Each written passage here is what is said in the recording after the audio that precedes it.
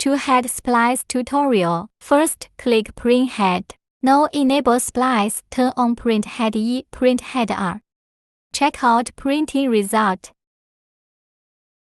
We can see the two parts of printing result is not combining completely.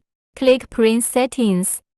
Turn on Stitching. Printing result for the first print head is in front. We need to put the printing result step backward. Increase the offset figure. Check out again printing result. We can see printing position is getting backward, but this is not enough. We need to move the printing result in front so we can reduce offset value. Check out again printing result.